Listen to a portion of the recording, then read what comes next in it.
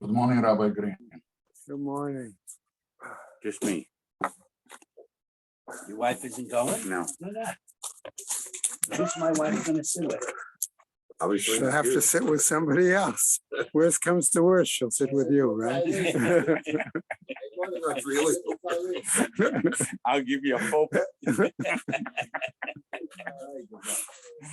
But she has to sit with me all the time. I wanted her to find pleasant company. She's been looking for years.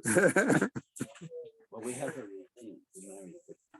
Really? Wow. God bless you. Somebody else's wife. So question is, when they get 60 years, who's gonna get the medal? It feels like 57.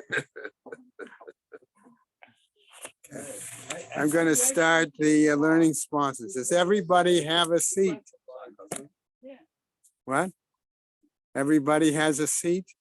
Okay, as I indicated last week, before David Cheslow went away, I asked him that if the 8:30 minyan were to be continuing in the auditorium, could we then move into the base midrash? He did not have an objection to it. He also didn't say that.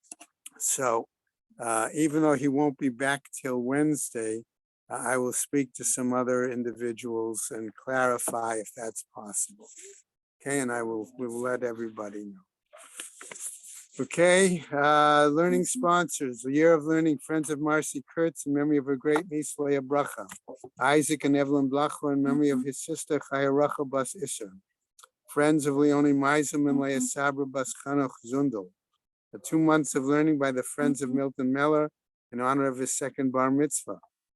A month of learning by Rabbi Dr. Yankee and Malki Honig in memory of his sister Chava Bas Harav Simcha Ben Yamin, his brother Tzvi Aaron Zeb Ben Harav Simcha Ben Yamin, his father Harav Simcha Ben Yamin Ben Rav Yosef Yitzchak, her mother Sosia Bat Choyne. Be Pizer in memory of her sister Rivka Bas Avram Michal Halevi. Mindel and David Cheslow in memory of her father Nechemia Ben Mordechai Yonah Halevi. Haran and Mel Haller in memory of her mother Malka Rachel Bas Yehuda Leib. Yossi Goldstein in memory of his father Moshe Tzvi Ben Dov. We have a week of learning by Clara and Jonas Weiser, in memory of her father Moshe Ben Yisrael HaKohen.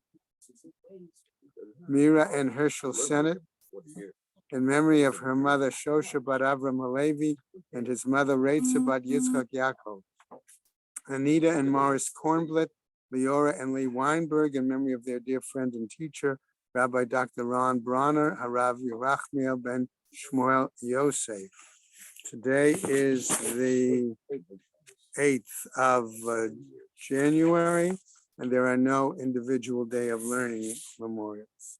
And Neshama have an aliyah, crank Rafiel Velti Yeshua Shem Latzliah, and Chol B'nai Yisrael good gebench Yah. Amen. Okay, so as I indicated, some of the fellows of the daily daf, so to speak, were at yesterday's shiur with Rabbi Shimon Green, and he finished all the way up to the Mishnah on Ayin Hay, but that's not where I'm going to start. Okay. I want to just start by a quick intro and then move on.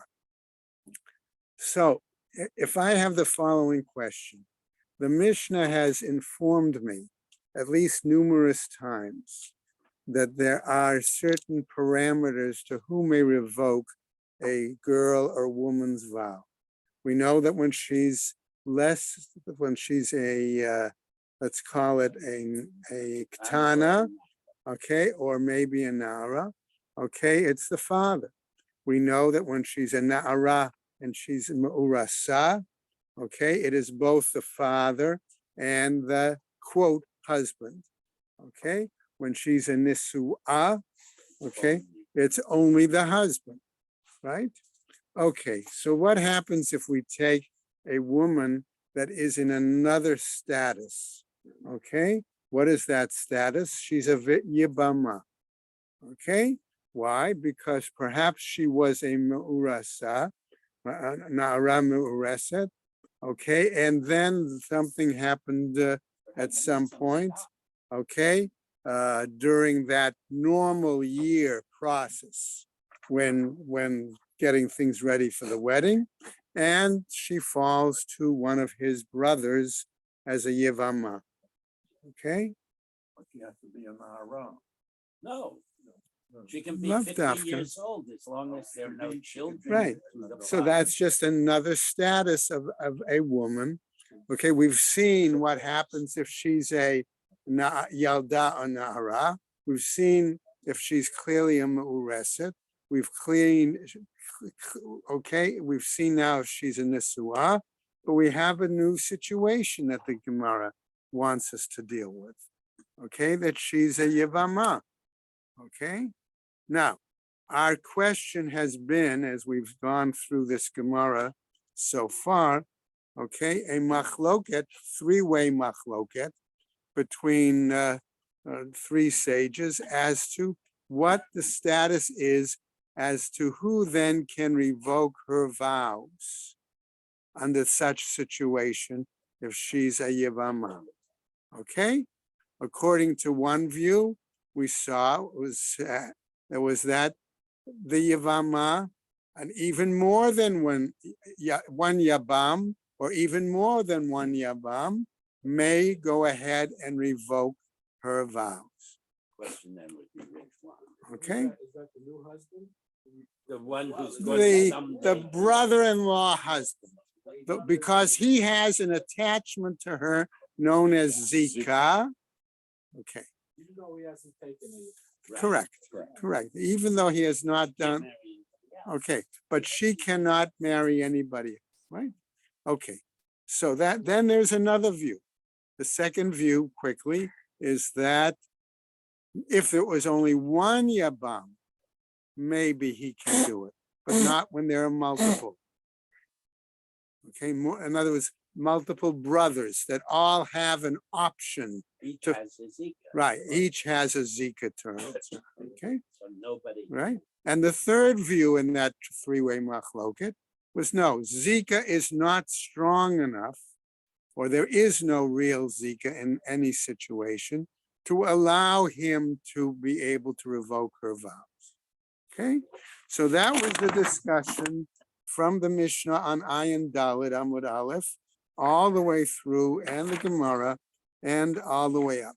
Then the Gemara attempted to present us a number of attempts at explanation to clarify that situation. Okay, one example of that discussion was that one of the brothers, if it were multiple brothers, gave him ma'amar. Okay, we remember ma'amar was considered, quotes, Kiddushin de Rabbana. Okay, even though Yibum is the Oraita. Okay, so that gives us another question, another problem.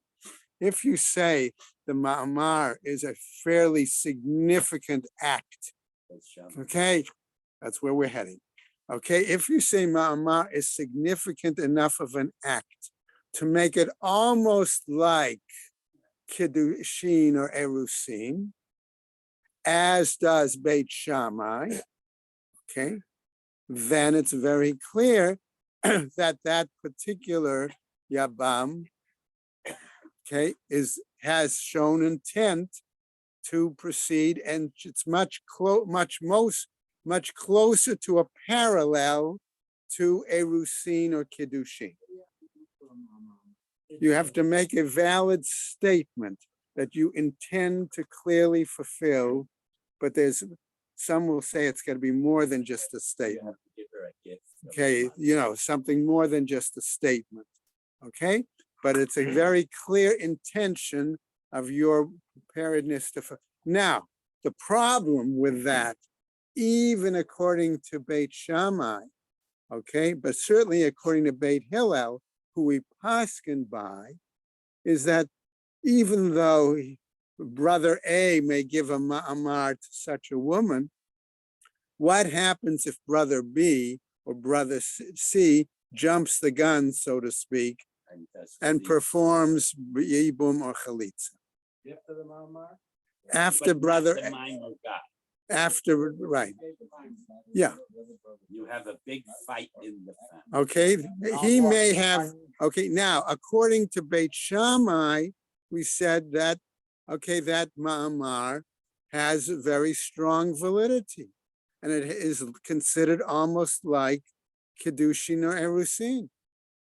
But according to Beit Hillel, who we paskin by, Gurnished helping. No, it's symbolic. It's simply a symbolic act, but the brother who did a physical act. That is exactly where you get the expression actions decided in words.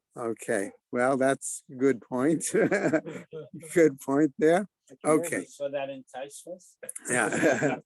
Okay. All right. So what happens? Right. That's a machlok. That's the question. Some will say it's a statement. Some will say there's got to be more than a statement, an act, a gift, a something. Takes her out for dinner, who knows what. No, Okay. that would not be adequate. That wouldn't be adequate. Okay, the point is the Rabbi Ami in his explanation tried to clarify the argument by Rabbi on behalf of Rabbi Eliezer, okay, that since Rabbi Eliezer holds like Beit Shammai, okay, the end result is, okay, that The mimer man. the Mamar man has first uppance, so to speak.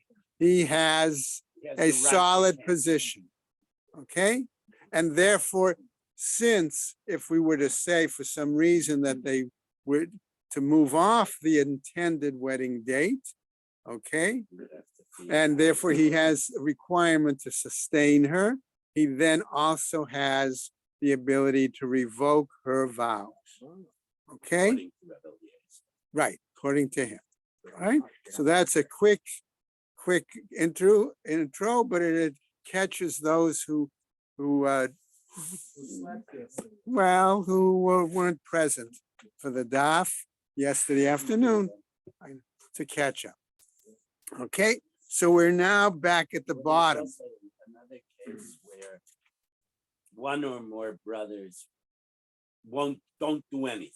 Right, And the lady goes to court.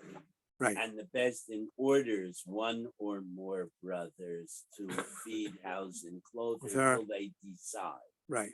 Then does the guy who pays the bills Does he have to, cancel? right, have the right to And that's cancel? the subject to the same. Okay, and that's in the same context, okay? I had one shot that said actually he skipped town, okay? So Okay, then his That's estate- why the Beis Din then was involved, because then they deducted from his his estate. estate to cover her.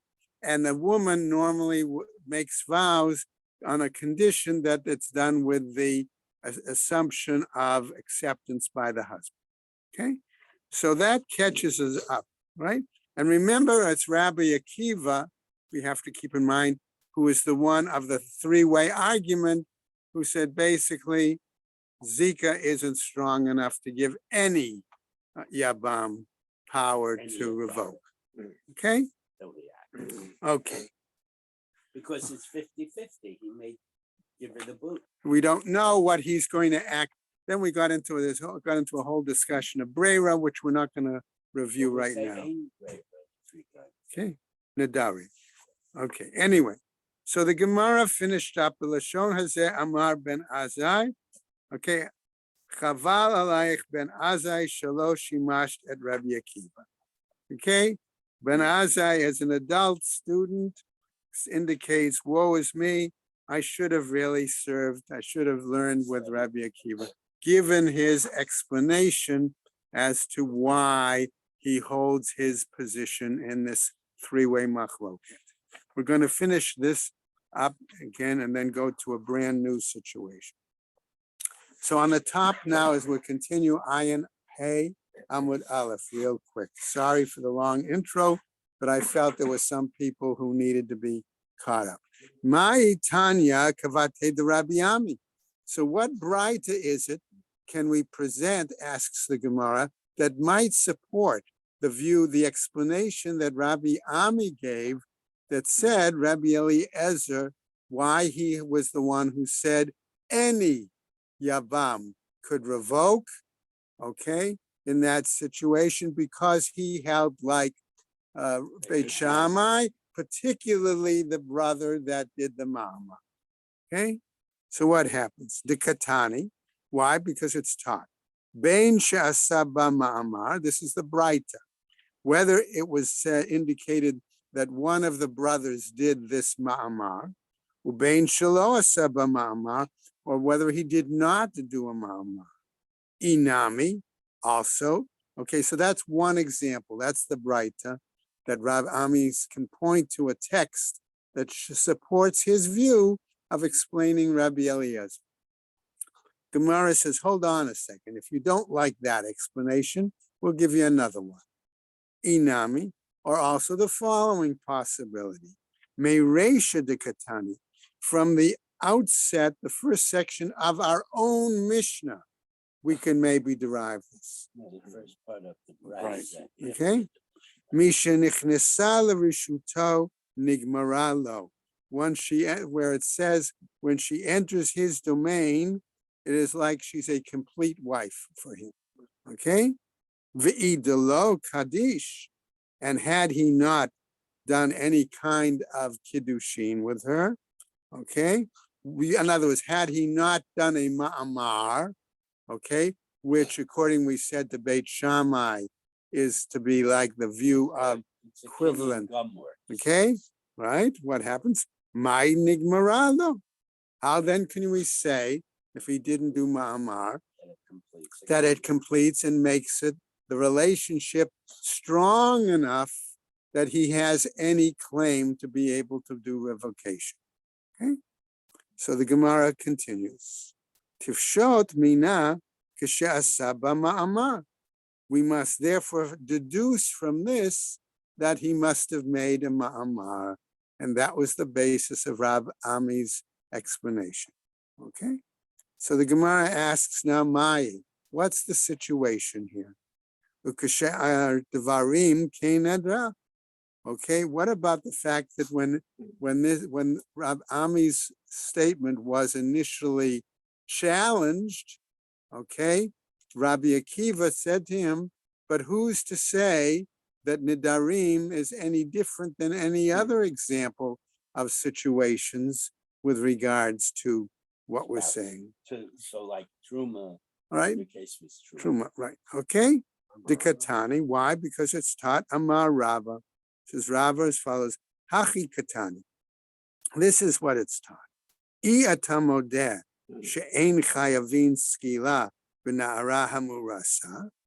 He said, are you trying to tell me that one of the things that makes the status of arusa different from the status of a yevama is that if, even though a yevama, we might compare them, say, is no longer not able to marry anyone else, just like a arusa or mikudeshet is not, but there is a significant aspect that makes them different. Namely, if somebody has does something with an arusa, what is his punishment? Right? Skila. He gets killed for it. But if somebody, one of the brothers, or I'm going to say, or anyone else, No, if one of the brothers does, then they're married. then that's So his it's point. only If it's one of the brothers who does, let's say yibum with her, not only doesn't he get killed, he gets the woman. Okay. Maybe worse than that. but if it's somebody else who has relations with the yevama, It's Malchus. all he gets is exactly as he gets malchus. He doesn't get skila. Okay, so there is no exact parallel, Rabbi Akiva is saying, between the status of arusa or mikudeshet and the status of yevama. And therefore, that is not a strong enough proof. Okay? To say that the Yavam may revoke her vow. Okay. Now, what happens? We go on. Amar Rav Ashi, says Rav Ashi now. By the way, remember we said Rav Ashi is one of the editors of the Gemara. So you can imagine this is a number of generations where there has been no clear definition of the situation. Well, no, the last pretty much clarifies. Okay, But he almost. brings now Okay, so now what is he going to do? Rav Ashi is going to give us his explanation that's going to sort of seal the deal. Okay, Seal the deal. all right. Amar Rav Ashi matnitin nami daika, says Rav Ashi. Our own Mishnah actually, okay, is explicit enough that we can derive an answer from this, namely, ein yivama gemura leisha. A yivama is not a completed or total status of a wife, okay? Kashem sha'arusa gemura leisha, compared to the status of an arusa, who's almost totally considered a wife, with the only exception of Dead living together in the same bed, same room, same house, whatever. Okay, that continues that, and okay, and it tells us therefore that Zika is not as strong as a Rusin. And presumably Beis Shammai would have to accept this too. Okay, so we finish that whole Inyan.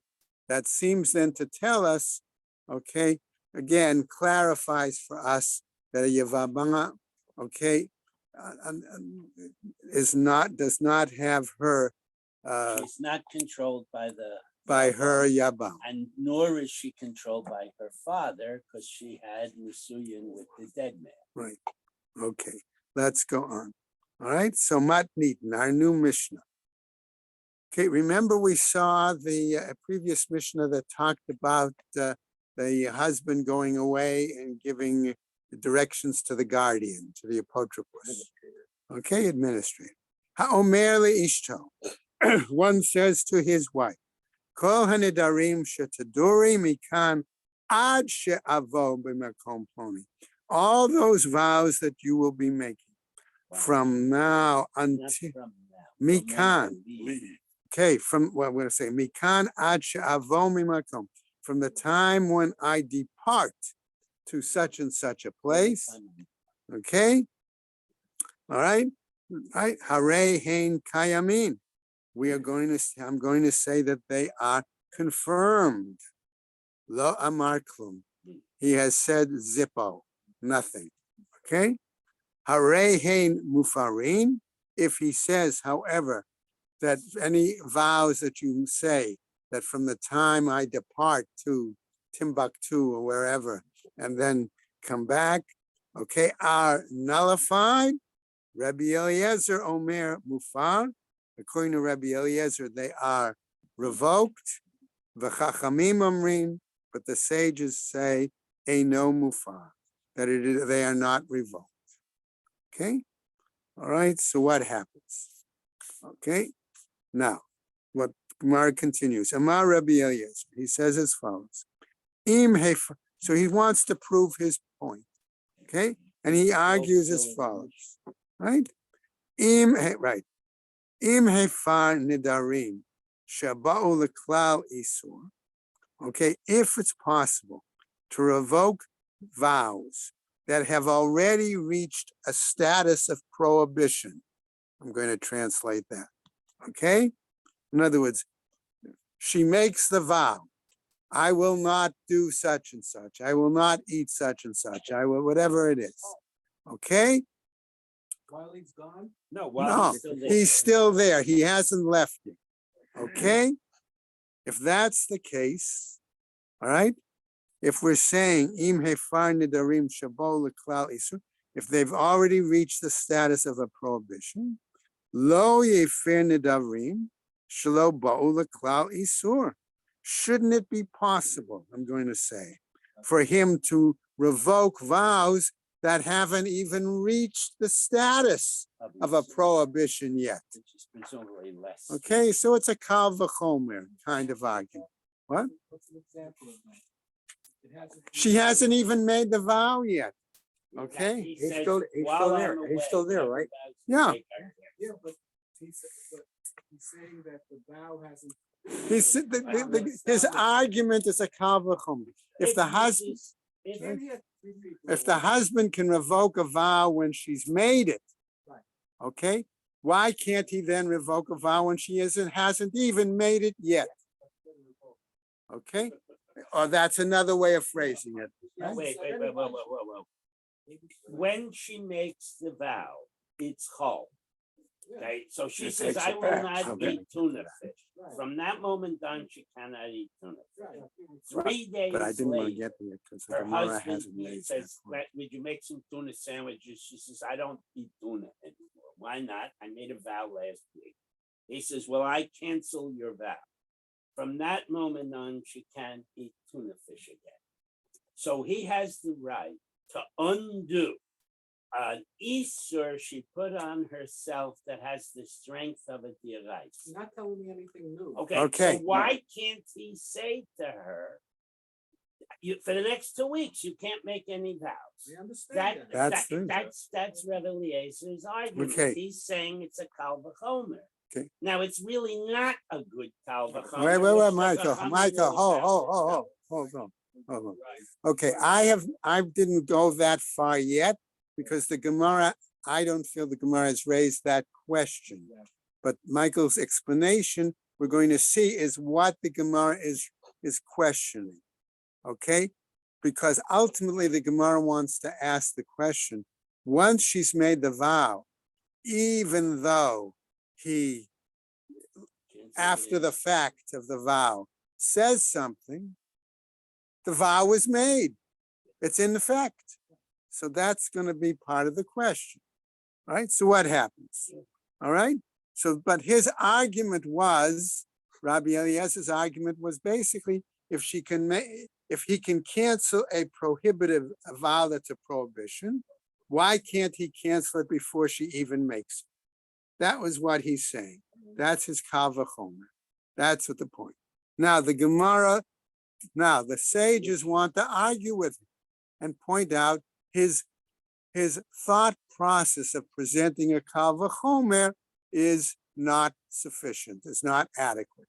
It's not a good kal v'chomer. Amrulo. So they said to him, Harehu, but wait a second. The Torah itself spells out the following. Isha yekimenu v'isha yefirenu. Her husband can confirm the vow. The husband can revoke the vow. What does that mean? Et sheba liklal hakam. When that vow were to come to reach the point of prohibition, ba liklal hafer. Only then is it also possible to revoke the vow. That's the point. Which is why the first part of Mishnah says he can't Right. approve it in advance. Right. Okay. And Rebbe Eliezer agrees. Right. So the Gemara answers, the Mishnah continues, lo. No. Ba liklal hakam. No, if the vow comes to the status of the prohibition, of confirmation, Confirmation. right? Right? Lo ba liklal hafer. In other words, lo ba liklal hakam. If it does not reach the status of confirmation, lo ba liklal hafer. It also does not reach the status of revocation. Has to be a 2 ways. Okay? Okay, Yeah, it's no revolution. right. That's a machlok. That's a separate issue. The Shulchan Aruch actually brings both there. That's a separate issue. Okay? By the way, we've had that question. Remember, we had a Gemara that says, what about the cheresh, the husband that's the Well, cheresh? the Shulchan Aruch says that the cheresh is ma'ake because he cannot hear it. But whether he has to actually hear it or not is actually brought in Shulchan Aruch as an open question. Right. It brings both. It's a machloket. Okay, a bailaho. So the Gemara picks up and asks the following in the canon. La Rabbi Akiva, according to his attempt, Rabbi Eliezer, right? I'm sorry, Rabbi Eliezer. Here's the question: Michal chalin ubatelin.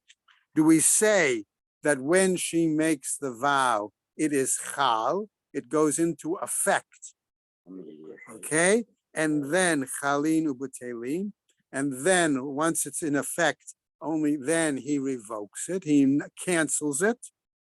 Odilma, or perhaps lo chalin klal, or perhaps what we're saying is Rabbi Eliezer's view that by saying it in advance, the vow really does not even take any effect whatsoever.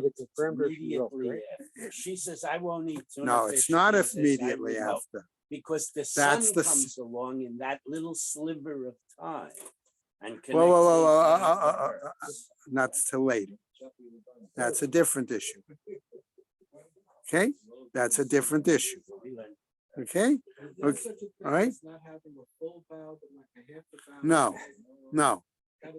Okay, so the question they ask in the canon are: do we say that the vow takes effect, and basically he then comes along and cancels it, or do we say that the vow never takes effect whatsoever?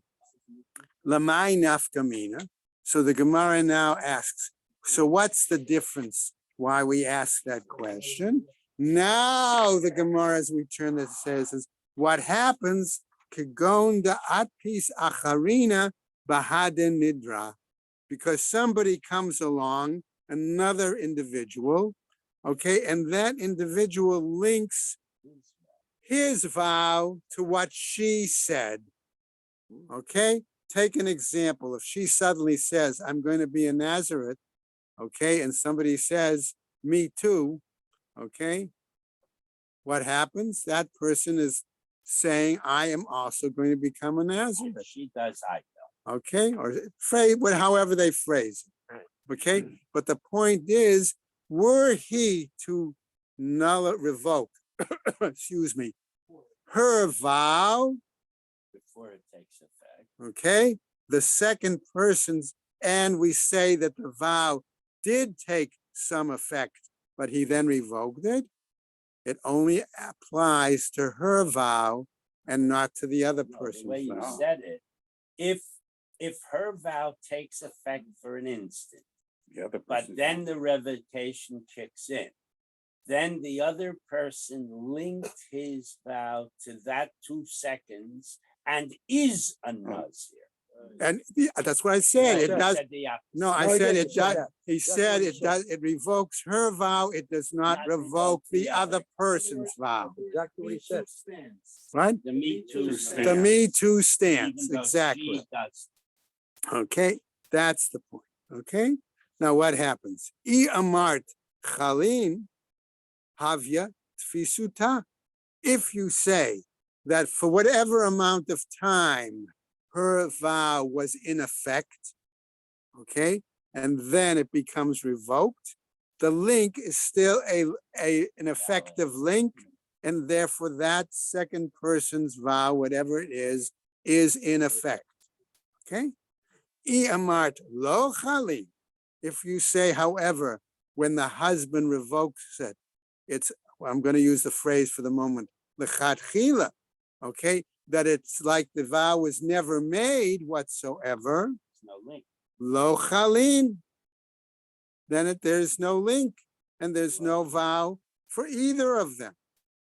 Okay? In other words, this is anticipation of making it. We don't know.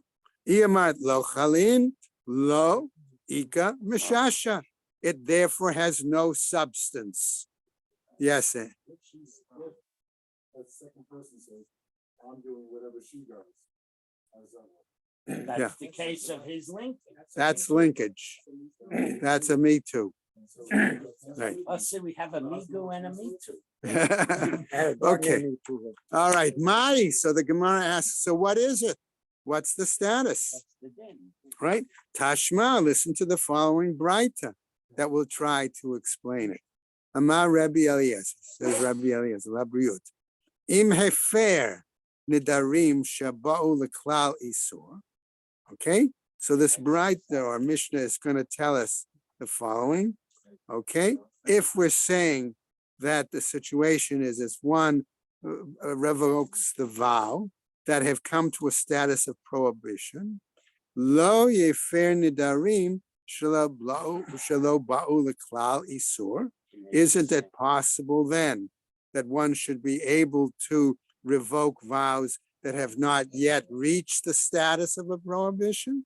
That's our question. Reach the status of a prohibition. If it's called. Because, in other words, it never took effect. If you take the view that the husband's revocation is an advanced revocation and therefore doesn't even allow the vow to go into effect, okay? Or it goes into effect for a split second and then it's revoked. That's the two sides of the argument. That's two sides, but that wasn't Heshi's question. He's still talking about him saying, I'm going away. And Yes. anything- Yeah. anything that you do- Right. That's still the situation. Because Okay. Rebbe Lezer says he cannot confirm, but he can revoke. Right. Okay, so what happens? Shmami not lo chalan. Okay, so we say, learn from this, therefore, that it does not take effect whatsoever. Mikatani, okay, Mikatani she'ein ba'in. Do we really teach, asks the Gemara, that says shalo ba'u katani? Do we say when Rabbi Eliezer made his statement, Mikatani she'ein ba'in, that they don't come into effect? No, that isn't the language that Rabbi Eliezer used. He used language shelo ba'u, that they had not come into effect.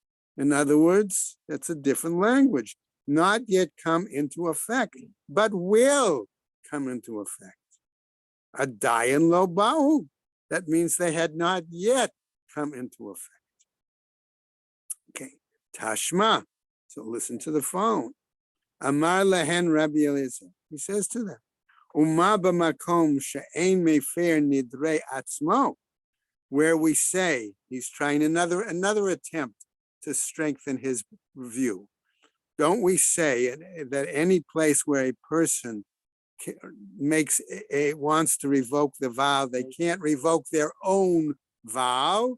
As we all know, it must be done by a sage or by a beis din, right? Okay, right. She'ein mefer nidro atzmo mishenadar, right? Mefer nidre atzmo ad shelo yidor. But they are possible to make a vow in advance, okay? An advance vow to revoke any future vows that they might make. That's Exactly. Exactly, right? Exactly. Okay. Makom shemefer nidre ishto mishenador. If he's able to revoke the vows that his wife makes, okay, Eino din sheyefer nidre ishto ad shelo tidor. Okay, shouldn't it be therefore possible that if he can do it for himself in advance, shouldn't he be able to do it for his wife in advance? Right? That's his argument. Again, what's the status? Okay, loved ishto dume dile. Isn't it that his wife is similar, a part of him or similar to him in that regard? Okay, so the Gemara continues. Ma'u delo chaylin af ishto nami delo chaylin. That therefore the same way that those on him will not go into effect if he makes that pre-vow vow, okay? The same way likewise for her, it should not go into effect. No, says the Gemara. Ha kideita, vaha kideita. This one is like this situation, and this one is like that situation. They are not the same. They're not parallel. Okay, now we continue. Tashma, listen to the following text, the following bright. Amrulo, the Rabbi Eliezer. They said to Rabbi Eliezer, Uma mikvah. Let's take another attempt. okay, to give you an example, to show that situations are different. Uma mikvah shema'aleh et hatmein mitumatan. How about the fact that a mikvah, okay, is able to, I want to translate it, change the status of a person from being tamei, okay? Okay, shema'aleh et hatmein mitumatan. That this changes the status of somebody who is tamei into tahor. Ein matzil al hatahorim militamei, but it nevertheless cannot keep somebody who is already tahor from becoming tamei. It goes in with a sheret. Okay, Adam she'ein ma'aleh et hatmein mitumatan. Isn't it such? Whereas a person, okay, who is able to keep, okay, that cannot upgrade or change the status of somebody who is tamei to become tuma. Nevertheless, a no din is not logical then in a case who shalo yatzil al hatahorim militamei. Okay, that it don't we say therefore that it does it not save somebody that is tahor from becoming tamei. Okay, that's the point. So they are two different cases. The mikveh can change from tamei to tahor, but it can't protect or prevent a tahor from becoming tamei. Okay, whereas a human body, okay, is in a different status. So lo chaylim. Shma mina lo chaylin. I want to just go over a little bit on the top of the next. Right, therefore, we would seem to imply that the answer is that the vows don't take effect. Ema, I might say seifa. Look, however, at the end. Why? Because amrulo le Rabbi Eliezer, because they say to Rabbi Eliezer again, im matbilin clay tamei litaher. If you immerse a tamei utensil, okay, to become the tahor, yatbilu kli kashayitma litaher. Is it possible then to immerse a kli so that that's tamei to become tahor? Shmamina chaylin. That you could pre-immerse. Pre-immerse it? The answer is no. And therefore that would tell us no. We come back to the argument that no, that vow does have some effectiveness. So we're still really We in don't know. We still have limbo. to muff it. Limbo. Okay, so tomorrow when we continue, that's where we'll start, where we try to. I'm reading, so I'm reading more. Okay, Go I ahead. just wanted to get to that point Go ahead. where we really did not come to a total conclusion. Go ahead. Okay, all right.